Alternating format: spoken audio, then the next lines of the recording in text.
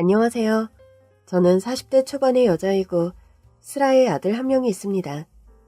남편, 아들과 함께 최근에 서울을 떠나 바닷가 고향마을로 낙향해서 살게 되었습니다. 저희 부부가 이런 결정을 내리게 된 데에는 여러 가지 사정이 있습니다. 엄마, 저 더 이상 학교 다니지 못하겠어요. 건우야, 갑자기 그게 무슨 말이야? 학교를 자퇴하겠다는 거니? 네. 학교를 더 다니다간 제가 버텨내지 못하겠어요. 울지 말고 무슨 일인지 엄마한테 자세히 얘기를 해봐. 응? 짜증난다고요, 다. 제가 학교에서 어떤 일을 당하고 있는지 엄마가 대체 알기나 해요? 중학교 2학년이 되면서 아들은 부쩍 말수가 줄어들고 우울한 얼굴로 제 방의 문을 걸어 잠그고 틀어박히기 일쑤였어요. 저는 아들의 그런 변화를 눈치챘지만 사춘기가 왔나 보다 생각하고 대수롭지 않게 생각했는데 사태는 생각보다 심각했습니다. 건우야, 너 등에 멍자국 이거 다 뭐니? 그것까진 엄마가 알 필요 없다고요. 알고 보니까 아들은 반년 넘게 또래 학생들에게 학교 폭력을 당하고 있었습니다. 어느 날부터인가 특별한 이유도 없이 시작된 따돌림과 폭력으로 아들아이는 하루하루 시들어갔던 겁니다. 상황을 대충 파악하고 난 뒤 저는 당장 학교에 찾아갔어요. 선생님, 아이가 이 지경이 될 때까지 아무런 조치를 취하지 않으시면 어쩌자는 겁니까?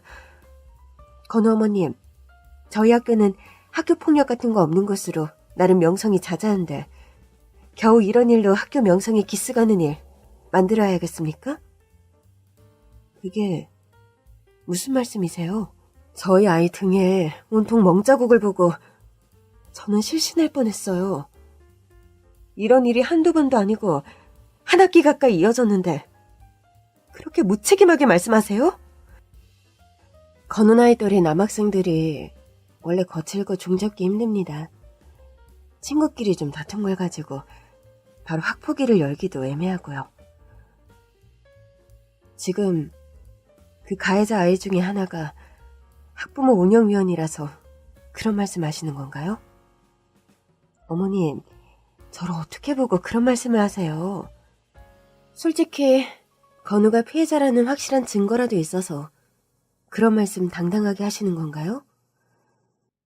저는 너무 적반하장 학교 측의 태도에 분노했고 남편과 함께 학교폭력위원회를 동원해서 가해자 아이들에게 엄벌을 내려달라고 탄원했습니다. 사실 저희 아들이 다니던 학교가 나름 명문 사학이었어요. 가해자 아이들의 신상을 후에 알게 되었는데 그중 한 명이 사학재단 이사장의 친척이었습니다. 학교는 그런 이유로 처음부터 가해자 아이에게 우호적이었고 학폭위가 열려 처벌이 이뤄졌지만 솜방망이 처벌에 그쳤습니다.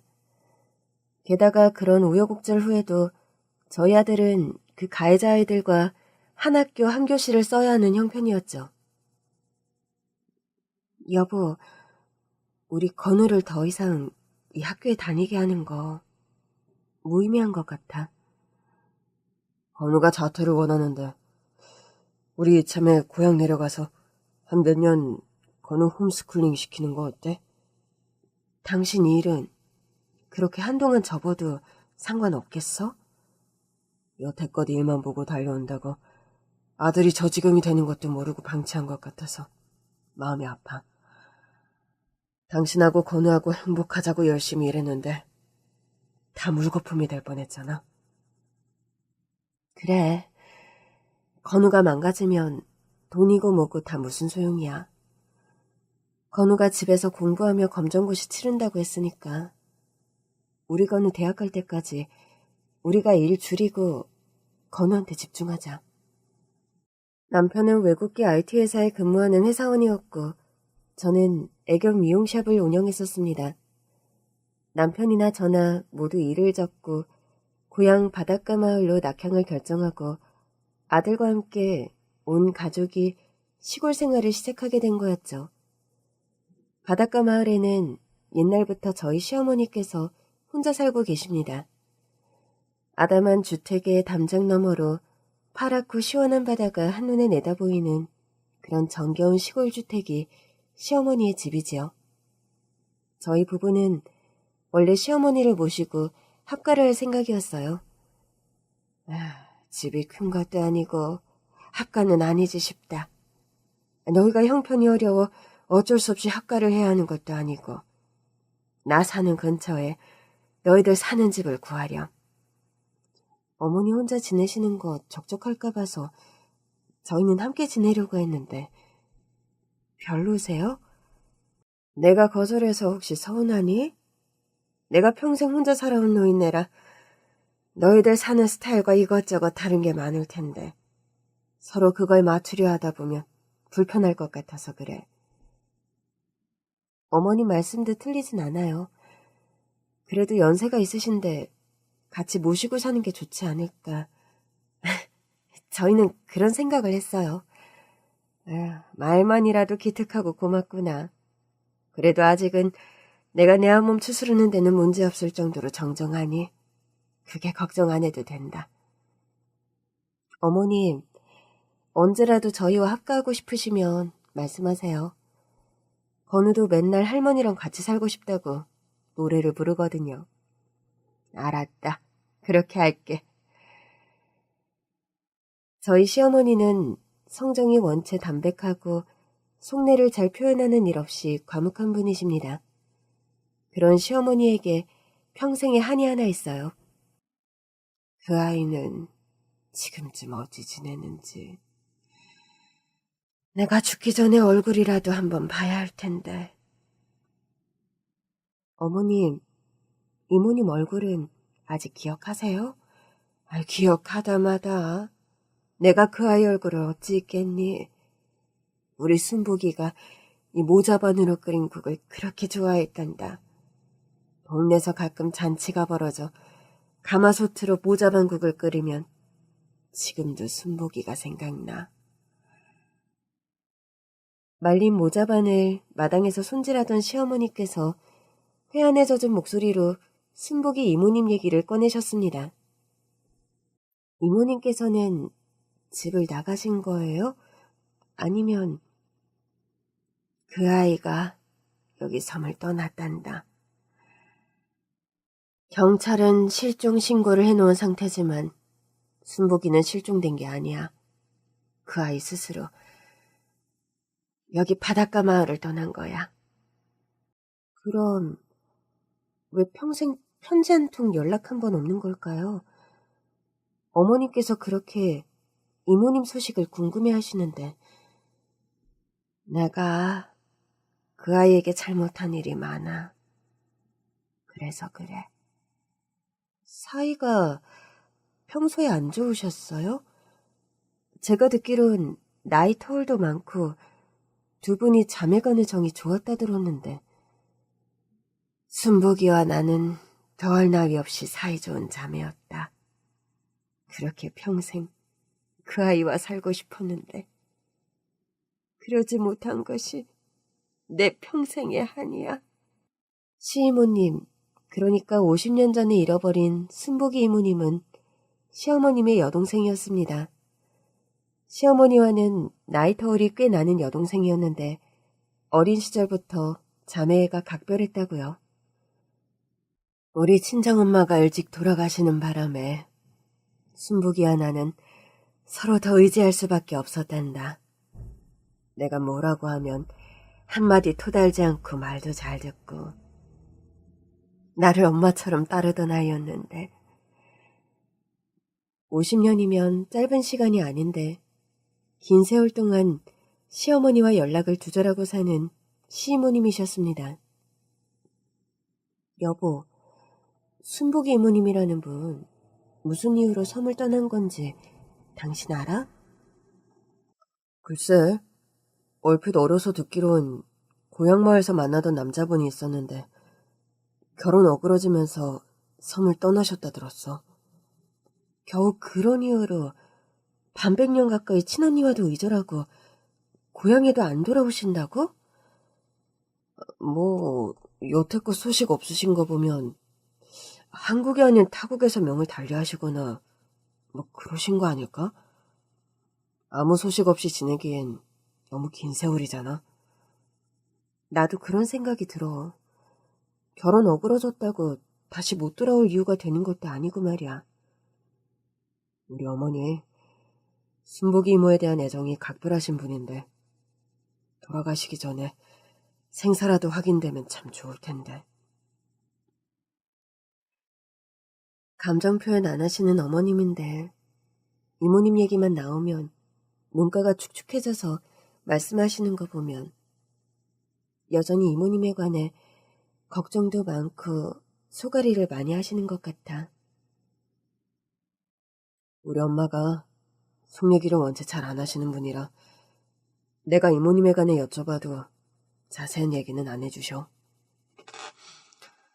나도 매번 이모님에 관해 여쭤봐도 특별한 얘기를 하시는 건 아니야.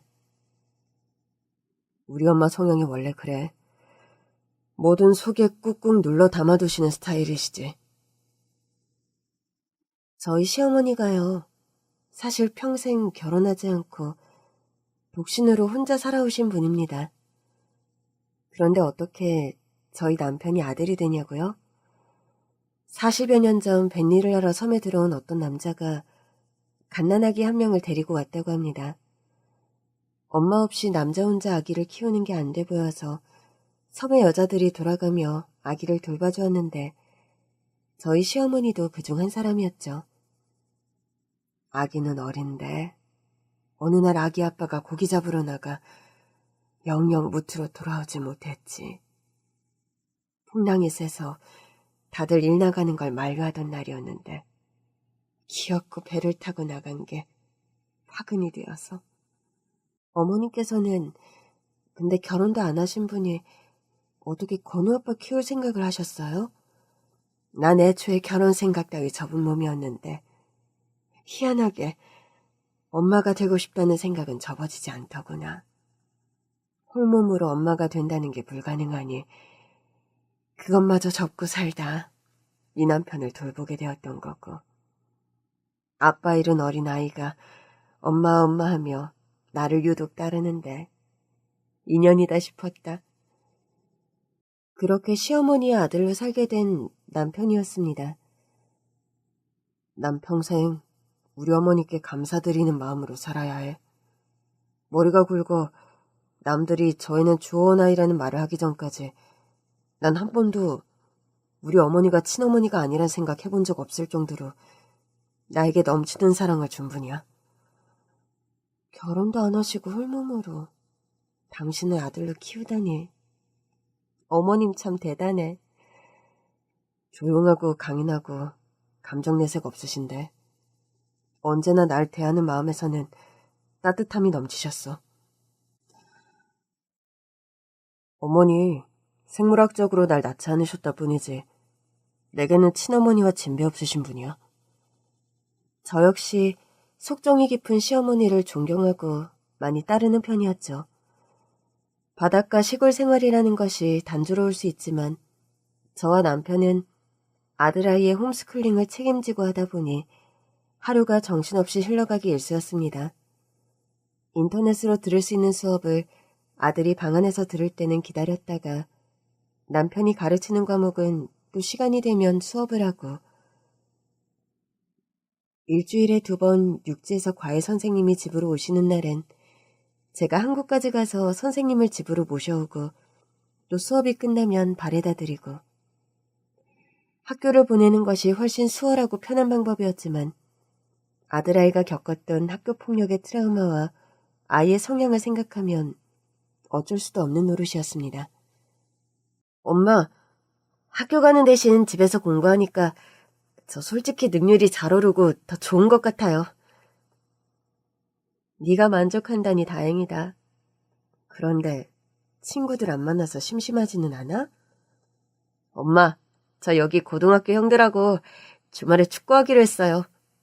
보니까 나쁜 형들 같지도 않고. 그 형들은 어디서 만났니? 저번 주에 학교 운동장에 혼자 운동하러 갔다가요. 그래. 가끔 어울려 놀 형들이 생겼다니 다행이다. 혹시 또 예전처럼 이상한 일 있으면 엄마한테 바로 말해야 돼? 알았지? 그땐 그 애들이 정말 나쁜 애들이었잖아요. 여기 형들은 안 그래요. 순박하고 좋은 것 같아요. 시골에서 홈스쿨링하며 또래 친구들과 너무 단절되어 지내는 것은 아닌가 걱정하던 차에 아들의 말을 듣고 다행이라는 생각이 들더군요. 저와 남편은 도시에서의 일에 파묻힌 정신없는 일상 대신 사춘기 아들의 케어에 집중하며 바닷가 고향마을에서의 평화로운 일상에 하루하루 적응해가고 있었습니다. 그러던 어느 날이었어요. 예, 건우애미야. 너 지금 자니? 네, 막 잠들려고 하고 있었어요. 무슨 일이세요, 어머니? 경찰서에서 연락이 왔다. 경찰이요? 아니, 이 늦은 시간에 왜요? 시모를 찾은 모양이야? 어머님께서 애타게 기다리시던 그 이모님이요? 그래, 나 지금 경찰서에 왔는데 너도 잠시 통화해 볼래? 네, 그렇게 하세요, 어머님. 여기 경찰서입니다. 1950년생 이순북 씨 찾았습니다. 할머니께서 정기적으로 저희 서에 들리셔서 이순북 씨 생사를 묻고 확인하셨는데 드디어 찾게 되었네요.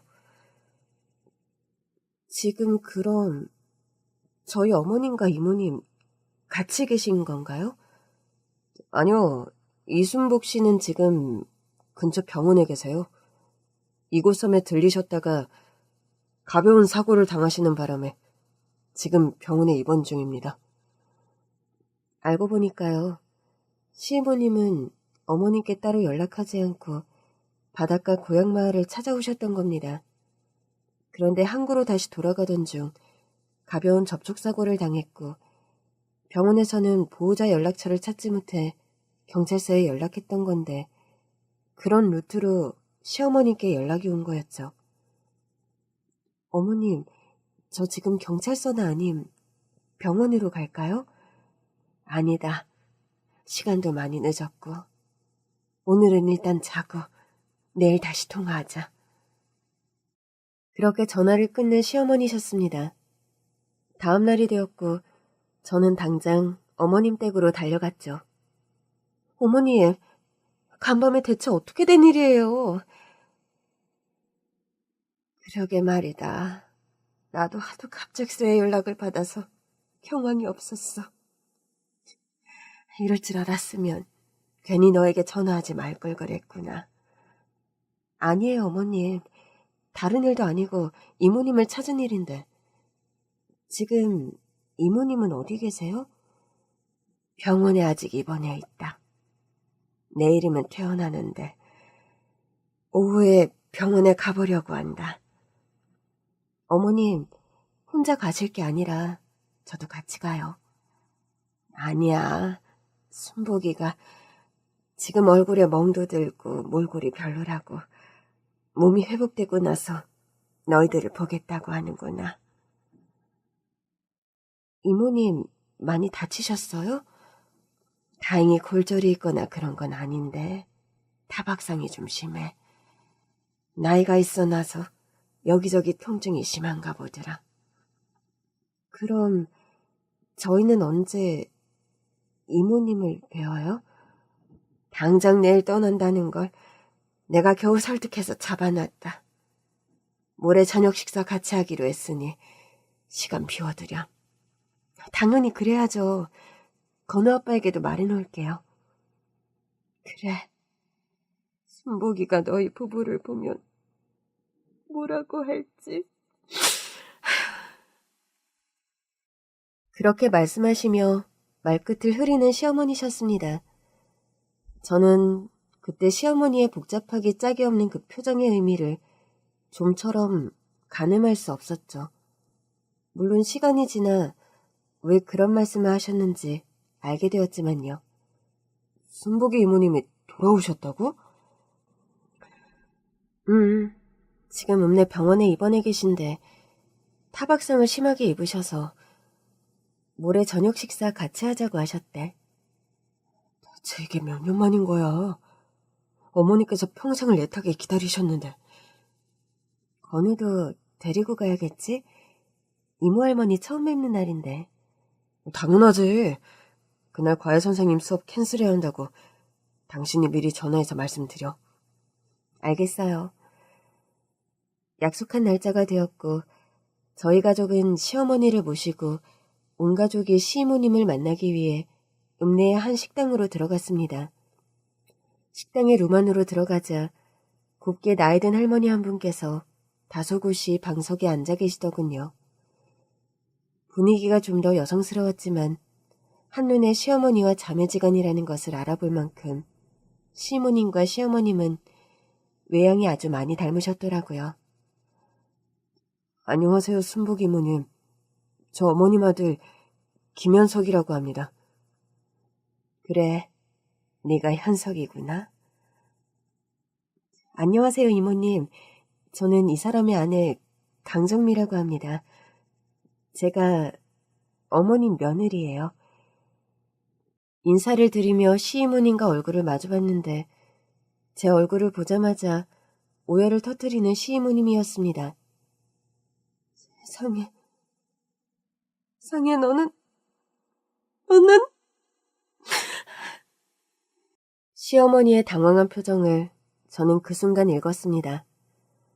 웬만한 일에 당황하거나 감정을 내비치시는 분이 아닌데 왜 저렇게 당황하실까 싶은 생각이 들었죠. 시이모님은 한참 눈물을 멈추지 못하시더니 저를 와락 끌어안고 한참을 놔주시지 않는 겁니다. 순복아, 이제 그만해라. 이제 그만해. 너무 똑같이 생겼네. 너무 똑같아서. 다 아니까 이제 정민은 좀 풀어주렴. 정민은 아직 아무것도 모른다. 내가 주책을 부렸구나. 미안하구나, 정미야. 아니에요, 이모님. 저와 남편은 도무지 맥락을 이해할 수 없는 대화를 주고받는 시이모님과 시어머님이셨습니다. 건우 엄마랑 누가 그렇게 닮았다는 거예요? 그게 저기 옛날 동네에 살던 친한 언니가 있는데 그 언니를 정미가 너무 닮았구나. 그래서 그랬어. 이 사람도 본가가 여기 마을인데 아마 친척 어르신 중에 한 분일 수도 있겠네요. 남편의 말에 묵묵부답 아무런 대답을 하지 않는 시어머니셨습니다. 굳게 담은 시어머니의 입술과 파르르 떨리는 눈꺼풀을 보면서 어머님께서 뭔가 단단히 숨기시는 게 있구나. 저는 그런 짐작을 어렴풋이 했죠. 50년 만에 상봉한 시이모님과 저녁 식사는 어색한 반, 반가운 반의 감정들이 반반씩 뒤섞여 나름 순조롭게 흘러갔어요.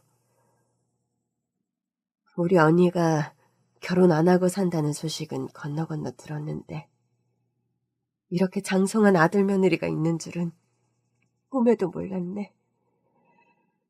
아버지를 여의고 혼자 남겨져 있던 저를 어머니께서 아들로 받아주셔서 저는 여태껏 분에 넘치는 사랑을 받고 자랐습니다. 아들 하나는 내 곁에 있어야 나도 버티고 사라질 것 아니니. 현석이 덕분에 내가 여태껏 살아왔다 해도 과언이 아니다. 언니는 아들 복에 며느리 복도 좋네요. 둘 다 선하고 인상들이 참 좋아. 참, 너는 건우라고 했니? 아주 의젓하고 잘생겼구나. 저희 아들을 보며 흡족한 미소를 띠는 시이모님이셨죠. 그런데 아들이 한참 공부할 때인데 이런 시골 마을에서 학교 다니기 불편하지 않아? 저를 보며 그런 질문을 하시는 시이모님이셨습니다. 서울에서 학교 다니다 좀 문제가 있어서 낙향했어요. 요즘은 학교 폭력이 워낙 무서워서 홈스쿨링하며 공부하는데 생각보다 아이도 더 행복해하고 저희도 나름 만족하며 지내고 있습니다. 그래, 세상이 많이 변해서 이젠 뭐 한 가지 스타일이 최고라 할 수 없는 시대니까. 건우 엄마가 똑똑해 보이는데 어련히 알아서 하겠지. 시이모님은 한국을 떠나 베트남에서 오랫동안 거주를 하셨다고 합니다. 그곳에서 식당도 하고 장사도 하면서 평생을 사셨다고 하더군요. 한 몇 년 외국 생활하다 돌아올까 했는데 어쩌다 보니 그곳에서 사업 기반이 잡히고 하다 보니 영영 돌아올 기회를 놓치고 말았지. 이모님께서는 가정은 안 꾸리셨어요, 그곳에서? 몇 번 그럴 기회가 있긴 했는데 내 사람이다 싶은 사람을 만나지 못했다. 그저 평생 혼자 살라는 발자련이 그렇게 생각하고 산 지 오래기도 하고. 시이모님의 그 말을 듣는 시어머님의 얼굴이 급격하게 어두워지는 것을 저는 보았습니다. 시어머님과 이모님, 두 분 사이에 대체 어떤 사연이 숨어있는 것일까? 뭔가 쉽사리 털어놓을 수 없는 단단한 응어리가 아직 두 분 사이에 견고하게 존재한다는 것을 저는 직감적으로 느낄 수 있었죠. 언니는 참... 언니라도 가정을 꾸려서 우순도순 살았어야지. 이게 뭐요? 이 나이 다 돼서 그런 말 해봐야 뭐하니? 난 현석이 한 명 내 아들로 거두고 함께 살아온 것만으로도 감사하게 생각한다. 암튼 아유, 옛날부터 고집 하나는 알아줬지. 언니는 그 꼬장꼬장한 고집 때문에 시집 못 갔을 거예요. 그러는 너는 왜 이 나이 먹도록 머리 한 번을 안 올렸어? 언니 닮아 그런가 보지요. 아님 우리 집안 내력이거나. 안 그러니? 절 보며 농을 하듯 깔깔깔 웃음을 터뜨리는 시이모님이셨습니다. 시어머님이나 이모님이나 두 분 다 바닷가 시골 마을 여자들이라 생각들지 않을 정도로 피부도 곱고 젊었을 적에는 미인 소리 꽤나 들었을 양반들이랍니다. 그런 두 분이 평생 결혼하지 않고 가정을 꾸리지 않았다는 것이 평범한 경우는 아니었죠. 저녁 식사를 끝내고 이모님은 시어머님 댁으로, 저희 가족은 집으로 돌아왔습니다. 시어머님과 이모님을 댁에 내려드리는데 건우애미야, 내일 시간 되니? 네 이모님, 무슨 볼일 있으세요? 아니 뭐 별일이 있는 건 아니고 한 며칠 언니 집에 있으려는데 너랑 말벗이나 하려고 그런다. 그러세요? 그럼 저랑 내일 여기 동네 산책이라도 같이 하시겠어요? 바닷가에서 조개 잡고 성애를 따러 같이 가셔도 좋고요. 그럴까? 그럼 내일 아침 우리 집에서 같이 먹으련? 네, 그렇게 해요, 이모님. 제 말에 한바구음을 짓는 시이모님이셨습니다. 여보, 이모님이 어째 당신을 제일 좋아하는 것 같아? 그러게, 내가 좀 호감형이긴 하잖아? 남편 말에 농담으로 응수했지만 뭔가 설명하기 어려운 깊은 호감을 저에게서 느끼는 시이모님이라는 걸 저도 본능적으로 느낄 수 있었습니다. 반백년 만에 다시 찾아온 고향인데 변하지 않은 건 바닷가 물색하고 바위색뿐이구나. 여기 일대도 개발이 많이 되었죠. 읍내에 그렇게 건물이 많이 들어선 걸 보고 깜짝 놀랐다. 나 살던 때는 짜장면집 하나, 미용실 하나 달랑 있던 곳인데 식당도 많이 생기고 대형 사우나까지 생겼더구나. 왜 그렇게 오랜 세월 연락 한 번 없으셨어요? 어머님께서 이모님을 얼마나 기다리고 그리워하셨는데요. 그러게 말이다. 세월이 야속하지. 다시 그때로 돌아간다면 난 그래도 같은 선택을 했을까? 하긴 내가 선택하고 자시고의 상황이 아니었으니. 떠나시기 전에 무슨 일이 있으셨던 거예요? 많은 일들, 아주 많은 일들이 있었지.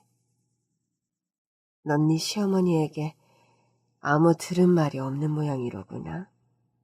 네, 저는 딱히.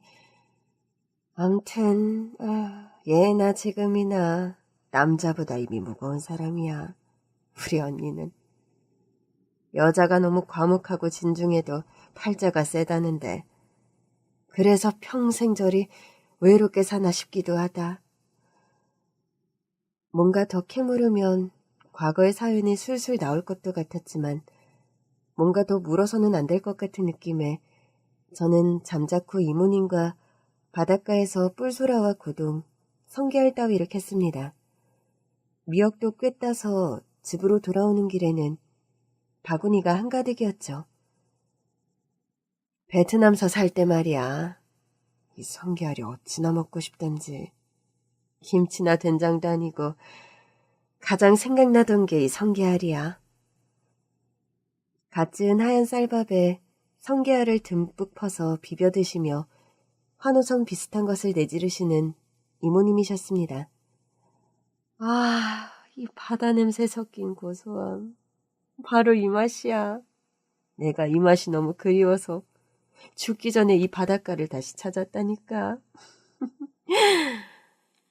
성게알 좀 더 퍼줄게. 참기름 뿌려서 밥도 좀 더 넣어서 비벼라. 언니, 오늘 소라며 성게며 안주가 너무 좋은데 소주는 없어? 제가 얼른 가서 한 병 사올게요. 더라, 찬장에 소주 몇 병 있다. 내가 가지고 올게. 부엌 찬장에 가서 말없이 소주 3병을 꺼내오시는 시어머님이셨습니다. 어머님, 가끔 혼자 약주하셨어요? 정민이가 몰랐구나? 네 어머니 은근히 주당이란다. 주책 없는 말본새 여전하네. 내가 언제 술 마시고 주사 부리든? 며느리 앞이라고 지금 체면 관리하오.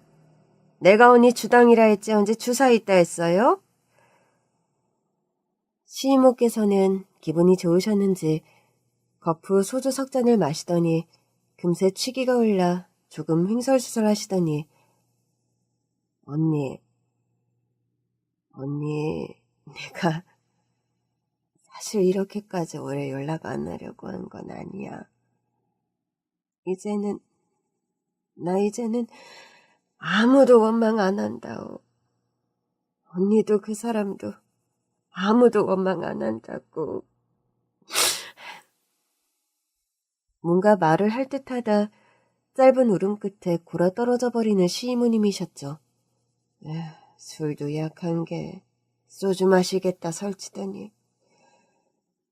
시어머니께서는 이모님을 방 안으로 데려가 눕히시곤 이불을 덮어주셨습니다. 자리를 털고 일어서며 집으로 돌아가려는데 정미야, 나하고 한 잔 더 하겠니? 뭔가 하고 싶은 말씀이 있는 듯한 시어머니 표정을 읽었고 저는 자리에 도로 앉았습니다. 안주가 이제 없는데 라면이라도 하나 끓여올까요? 나는 괜찮다. 네가 배고프면 내가 하나 끓여올까? 아니에요. 저는 소란이 성게알을 워낙 많이 먹어서요. 그래, 그럼 너랑 나랑 남은 술이나 마저 비우자. 어머님과 단둘이 소주 마시는 거 진짜 오랜만인 것 같아요. 그러게 말이다. 그동안은 너는 서울에, 나는 여기에 살았으니 1년에 몇 번 얼굴 볼 일도 자주 없었으니까. 혼자 외롭게 지내시게 해서 죄송했어요. 그런 얘기 듣자고 꺼낸 얘기 아니다. 저는 말없이 잔을 내미는 시어머니에게 소주를 가득 따라 드렸습니다. 눈을 감고 소주를 마시는 시어머니의 주름진 얼굴에 진한 회한과 뭔가 모를 자책의 그림자가 스쳐 지나가는 것을 보았죠. 이제는 너에게도 모든 것을 털어놓을 때가 됐지 싶다. 저는 그런 말을 하시는 시어머니를 마주보며 말없이 소주를 들이켰습니다. 하루하루 버티다 보니 흘러간 건 속절없는 세월뿐이구나. 순복이와 나 사이에는 참 많은 일들이 있었어. 이어서 듣게 된 시어머니와 이모님의 사연은 정말이지 기구하기 짝이 없는 이야기였습니다. 어떻게 저런 일이 발생할 수 있었을까 싶은 한 번에 믿기 힘든 그런 이야기들이 시어머니 입에서 나오기 시작했어요. 과거에 난 저 건너마을 읍내에서 여상을 다녔다. 졸업하고 나서는 서울로 상경해서 은행 지점장 사무실의 경리로 일을 시작하게 됐지. 서울에서 사회생활을 시작하게 된 시어머님이셨는데 취직한 은행의 지점장은 바닷가 고향마을 사람이었다고 합니다. 동네에서 양식장을 크게 하는 집의 장손이 바로 시어머님이 취직한 은행의 점장이었던 거죠. 잘 부탁드립니다. 이진복이라고 합니다. 고향 사람이라 내가 특별히 면접에서 좋게 본 것도 있으니 앞으로 열심히 잘해봐요. 네, 감사합니다. 시어머니는 그때 그 은행 점장의 추천이 유리하게 작용을 해서 서울의 은행에 취직이 되셨다 합니다. 그 점장이라는 남자는 가정이 있는 유부남이었는데 매사 유능하고 성격도 다감한 좋은 사람이었다고요. 진복 씨는 일머리가 있어. 하나를 가르치면 열을 하는 사람이네. 방송대학 원서 넣어서 늦게라도 대학 마치는 게 어때요? 은행밥 오래 먹으려면 여자도 가방끈 긴 게 좋거든. 시어머니는 그때 점장의 추천으로 뒤늦게 대학 입시도 공부하면서 여성은행원으로서의 꿈을 키워가셨다고요. 그런데 문제는 시어머니께서 그 남자와 해서는 안 될 사랑에 빠졌다는 거였죠. 운명이라는 게 참 얄궂지. 그 사람은 가정이 있는 사람이고 버젓이 아내의 아들까지 있다. 머리로는 정리가 되는데 마음이 영 받아들여지지가 않더구나. 너무 어린 치기에 머리털 나고 처음 알게 된 남자이기도 했고 그 사람과 나는 서로 몇 번 정리하려고 노력했는데 그렇게 하지 못했어. 결국 그때 시어머니와 그 남자는 딴 살림을 차려 동거를 시작했다 합니다. 그 사람과 같이 살긴 했어도 어느 순간엔 돌려보내야지 생각은 하고 있었다. 그런데 그 사람은 지방에 파견 근무 나왔다 거짓말하고 나와 같이 살던 상황이었는데 어느 날 그 사람 아내가 우리가 사는 집에 들이닥쳤지. 당신이 우리 남편하고 바람난 김진목이라는 여자야? 사모님이 여길 어떻게 알고... 지금 그게 중요한가? 보니까 그 사람이 왜 바람났는지 알 거는 같네요. 이렇게 아리따고 어린 아가씨와 매일 한 공간에 붙어 일하는데 남자라면 그런 생각 들었겠죠. 사모님, 정말 죄송합니다. 지금이라도 당장 헤어지겠어요. 남편분은 당장 가정으로 돌려보내겠습니다. 원하시면 저도 회사 그만두겠어요. 울지 마. 그런 가증스런 눈물 짜는 꼴 보려고 여기 온 거 아니니까. 이제 와서 아가씨가 우는 게 무슨 소용이 있어? 애초에 남편 관리 못한 내가 못난 년이지. 이미 그 사람과 나 사이의 신뢰는 깨졌고 내가 다한 이상 아무것도 되돌릴 수 없어. 그 남자의 아내는 그날 딱 한 번 시어머니를 만났다고 합니다. 그리고 그 이후의 일이 입에 담기 힘들 정도로 비극적이었어요. 그 여자는 그 이상의 폐악을 내게 부리지도 않더구나. 난 머리채가 뜯기고 딱이라도 몇 대 얻어맞을 줄 알았는데 그 말만 하고 날 처연하게 쳐다보는데 그 눈빛이 어찌나 슬프던지. 난 지금도 그날 그 사모님의 눈빛이 선연하다. 그렇게 돌아간 그 남자의 아내는 그날로 집에서 스스로 명을 달리하고 말았습니다. 유서 한 장 남기지 않고 스스로 목숨을 끊은 거였죠. 진보가 우리가 이런 식으로 벌을 받을 거라 생각은 못했는데 다 내가 못나고 어리석은 탓이야. 점장님 잘못만이 아니잖아요. 전 그날 사모님 만나 뵙고 잘못했다고, 점장님을 가정으로 돌려보낸다고 그렇게 말씀드렸는데. 그 사람 성정이 타고나길 두 개를 생각하지 못하는 사람이야. 그만큼 순수하고 열정적이고 나밖에 모르던 여잔데 그런 여자를 배신하고 널 사랑하게 된 내 죄가 크다. 널 탓할 생각도 없고 그저 내 자신이 너무 싫고 미울 뿐이야. 그 점장이라는 남자는 아직 고등학생인 아들을 두고 출가해버렸다는 겁니다. 그 사람은 더 이상 세상 속에 발붙이고 살 면목이 없다면서 산중의 스님으로 출가를 해버렸다. 난 그렇게 떠나가는 그 사람을 잡을 수조차 없었지. 세상 사람들은 모두 나를, 그 사람을 손가락질했고 난 그때 은행에 사직서를 내고 고향으로 다시 낙향했어. 어머님, 그런데 어머님 사연이 이모님께서 이곳을 떠나게 된 일과 관련이 있는 건가요? 그래, 관련이 있단다. 그것도 아주 깊은 관련이. 시어머니는 거의 만신창이가 된 상태로 낙형했고 고기 잡는 어부들의 밥을 해주는 일로 생계를 꾸려가며 하루하루 살아가고 있었다고 합니다. 그런데 더 큰 비극이 시어머니를 기다리고 있었죠. 시어머니와 시이모는 나이 차이가 10살 가까이 납니다. 시어머니가 30살, 시이모가 20살 정도 되던 해 여름이었다. 읍내에 놀러나갔던 시이모가 달뜬 얼굴로 집에 들어왔더랍니다.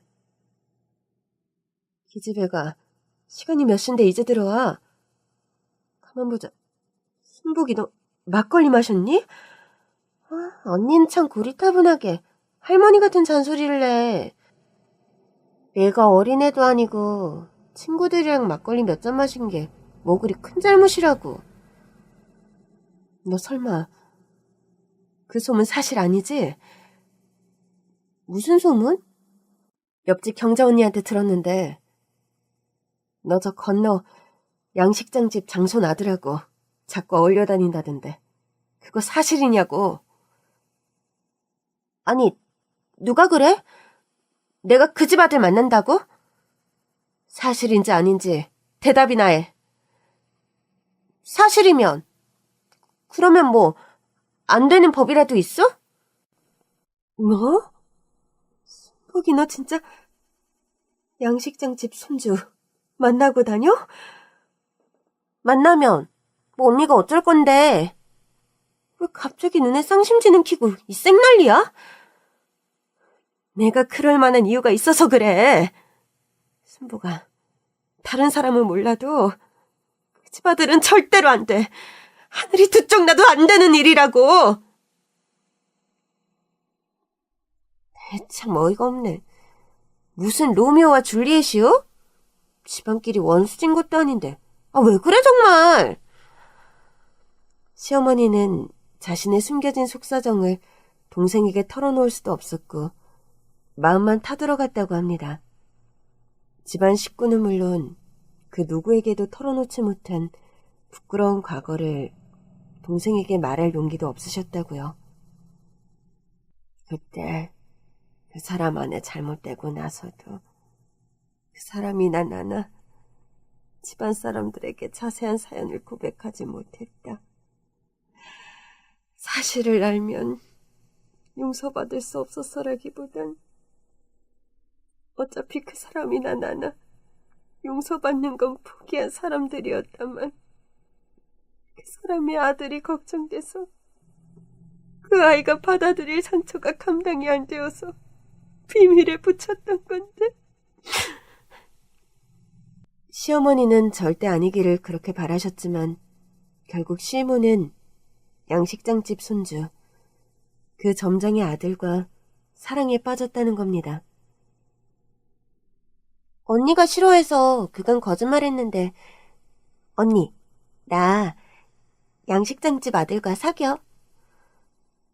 언니가 다른 건 몰라도 그 집 아들만은 절대 안 된다고 했잖아. 언니가 아무리 싫어해도 어쩔 수 없어. 나 그 사람 아이를 가졌다고. 뭐라고? 너 그게 정말이야?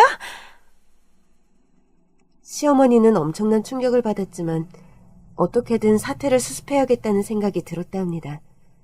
어쩔 수 없이 시이모에게 모든 사실을 털어놓은 시어머니셨죠. 뭐라고? 언니가 가정 있는 남자 살림을 차렸고 그 충격으로 아내가 명을 달리했다는 거야? 내가 사랑하는 그 남자의 어머니가 그 명을 달리한 아내고? 그래. 그래서 언니가 다른 사람은 몰라도 양식장집 아들은 절대 안 된다고 했던 거야. 난 그럼 이제 어떡해? 그 사람 아기까지 가졌는데. 아니다. 그 집 사람들 아무도 모른다면서. 언니 때문에 그 사람 어머니가 명을 달리했다는 거 아무도 모른다면서. 언니만 입 다물고 모른 척하면. 그 남자 아버지는 알잖아. 아무리 출가했다 해도 아들이 결혼한다면 어떤 여잔지 한 번이라도 볼 텐데 언제까지 속일 수 있을 것 같니? 미안하다. 미안하다, 순보가. 언니 치부 때문에 괜히 너만. 그 사람은 날 정말 사랑한다고 했어. 차라리 모든 사실을 털어놓을래. 혹시 알아? 그래도 날 선택할지, 날 포기하지 않을지도 모르잖아. 시이모는 결국 모든 사실을 남자에게 털어놓았다 합니다. 남자는 자신의 어머니가 한스럽게 명을 달리한 이유가 시어머니 때문이라는 것을 알고 시이모에게는 이별을 고했다고요. 순복 씨, 미안하지만 우리 인연은 여기까지인 것 같네요. 당신을 사랑하지만 우리 어머니를 그렇게 만든 여자의 동생과 한평생을 살 수는 없어요. 시이모는 그때 이별을 통보받고 충격으로 뱃속에 있던 아이를 잃고 말았다 합니다. 설상가상 병원에서는 유산의 후유증으로 더 이상 아이를 낳을 수 없는 몸이 되었다는 선고를 받았고요. 내 인생은 언니 때문에 완전히 박살이 나버렸어. 여자로서 인생도 엄마로서 인생도 모두 다 끝나버렸다고. 순보가 미안하다. 언니가 미안해. 다 필요 없어. 난 여기 바닷가도 지겹고 언니 얼굴도 평생 보고 싶지 않아. 그렇게 고향 마을을 떠난 시이모님이셨고 반백년 가까이 소식 한 통 없이 시어머니와 단절된 삶을 살아오신 거였습니다. 어머니, 대체 어떻게 그런 일이, 그 많은 일들을 그간 혼자서만 마음속에 품고 어찌 견디셨어요? 정미 너에게 털어놓을 사실이 하나 더 있는데 괜찮겠니? 무슨 일인데요, 어머니? 네 아버지 말이다. 너희 아버지가 네 시이모가 사랑했던 바로 그 양식장집 아들 손주란다. 시어머니의 마지막 고백을 듣는 순간 저는 망치로 얻어맞은 듯한 충격을 느꼈습니다. 양식장집 아들이란 말씀을 하실 때 혹시나 하는 생각이 들었지만 바닷가 마을에 양식장 하는 집이 한두 집이 아닌데 설마 하는 생각을 했더랬죠. 생각해보니 저를 처음 보던 순간 깜짝 놀란 얼굴을 하시더니 한참이나 오열하시던 시이모 얼굴이 떠올랐어요. 그때 저를 처음 보고 왜 시이모님께서 그런 반응을 보이셨는지 뒤늦게 이해가 가는 저였죠. 사실 제 얼굴이 저희 아버지와 붕어빵이란 소리를 들을 정도로 많이 닮았거든요. 복잡한 마음을 정리하지 못하고 저는 답답한 마음으로 집으로 돌아왔습니다. 남편에게 모든 자초지종을 설명했고 남편도 깜짝 놀라기는 매한가지였어요. 우리 어머니, 그 긴 세월을 얼마나 마음고생하시며 이모님을 기다리셨을까. 난 차마 두 분 사이에 그런 일이 있었으리라곤 생각도 못했는데. 이모님이 이제라도 어머님과 화해를 하셨으면 좋겠어. 두 분이 말씀하시는 거 보면 앙금이 거의 가신 것처럼 느껴지긴 하지만 그래도 두 분 다 연세도 있으시고 세월이 있으니 자연스럽게 화해하시길 기다릴 수밖에. 시이모님께서는 한 며칠 어머님 댁에 계시다 가겠다는 처음의 말씀과는 달리 여름이 다 가도록 어머님 댁에 머물렀습니다. 이모님, 한국에 따로 거처가 아직 정해진 게 아니시면 여기 좀 더 있다 떠나시는 게 어때요?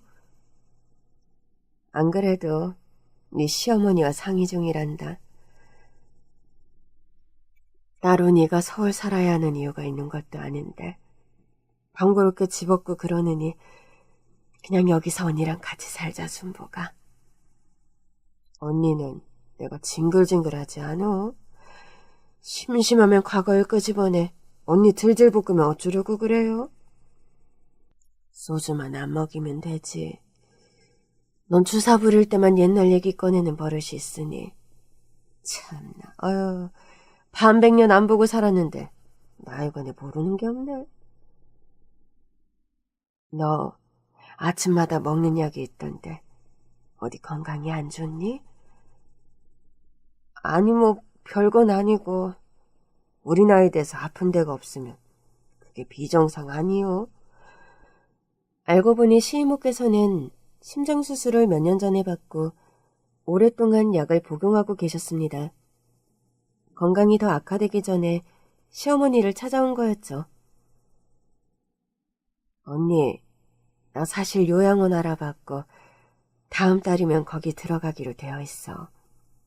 내 몸이 성했다면 언니와 여기서 살았겠지만 솔직히 말하면 내가 언제 쓰러질지 모르는 몸이야.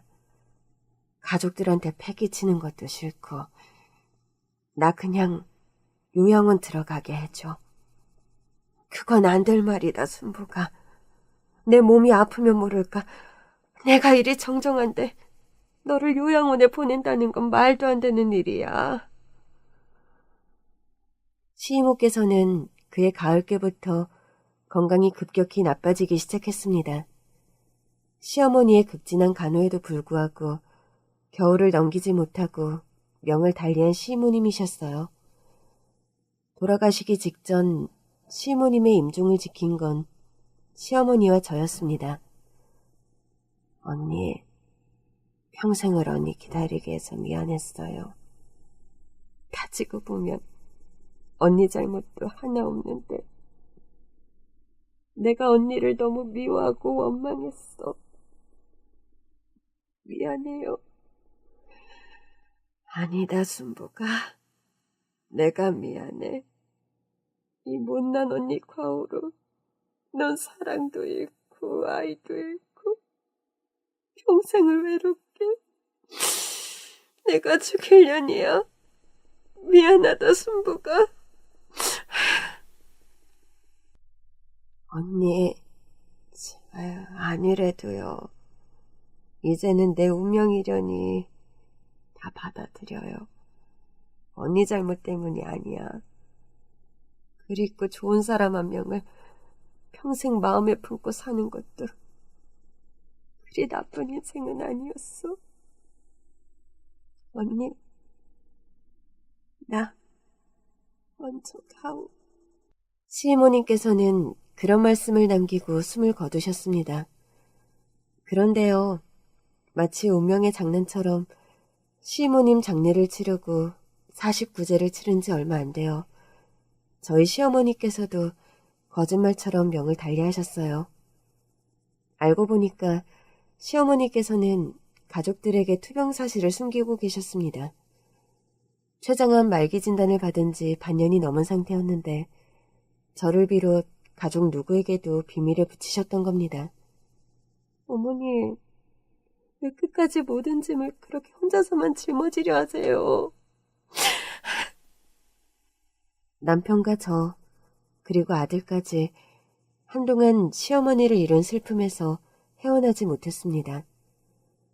바닷가 마을에서의 시간은 하루하루 흘렀고 어느덧 저희 아들은 검정고시를 패스하고 대학 입시를 치르게 되었어요. 홈스쿨링을 해서 여러 가지로 걱정이었는데 기호와 다르게 아들은 서울권 4년제 대학에 원하는 학과에 합격을 하게 되었습니다. 아들을 데리고 가족과 모두 상경하기 전 작은 아버지로부터 아버지의 오래된 일기장 한 권을 건네받았습니다. 네 아버지 유품 몇 개가 나한테 있었는데 이걸 최근에 발견했다. 네가 가지고 있는 게 좋을 것 같구나. 전 빛바랜 아버지의 일기장 속에서 미처 알지 못했던 비밀 하나를 알게 되었습니다. 30년 넘게 차곡차곡 쌓여내려간 아버지의 일기 속에서 저희 아버지가 돌아가시는 순간까지 시모님을 잊지 못하고 절절하게 그리워하셨다는 걸 뒤늦게 알게 되었어요. 일기장의 한 구절에 그런 글귀가 있었습니다. 오늘은 순복 씨의 생일이다. 어디서 무엇을 하는지 알 수 없지만 벚꽃처럼 환했던 그녀의 웃음이 무척이나 그립다. 차마 전해주지 못한 은가락지를 꺼내 다시 보았다. 이 반지를 순복 씨에게 전해줄 날이 내게 다시 찾아올까? 아버지가 돌아가시기 3년 전에 남긴 일기의 한 구절이었습니다. 저는 서울로 떠나기 전날 혼자서 시어머니와 시이모님의 산소를 찾았습니다. 두 분은 바닷가가 한눈에 내려다 보이는 양지 바른 언덕배기에 나란히 무덤이 있습니다. 시어머니께 안부 인사를 드리고 시이모님 무덤 앞으로 갔습니다. 두 분 무덤에 나란히 예쁜 장미 꽃다발을 놓아드렸어요. 살아생전 두 분은 성격이 정반대였지만 유일한 공통점이 빨간 장미를 좋아한다는 점이었거든요. 시이모님의 꽃다발 안에 아버지의 낡은 책상 서랍 속에서 찾아낸 은가락지를 넣어드렸습니다. 너무 뒤늦게 주인을 찾은 은가락지가 햇빛을 받아 예쁘게 반짝거리더군요. 이모님, 반지가 마음에 드세요? 그곳에선 그리워했던 분들 마음껏 만나 부디 회포 푸셨으면 합니다. 긴 얘기 들어주셔서 감사합니다.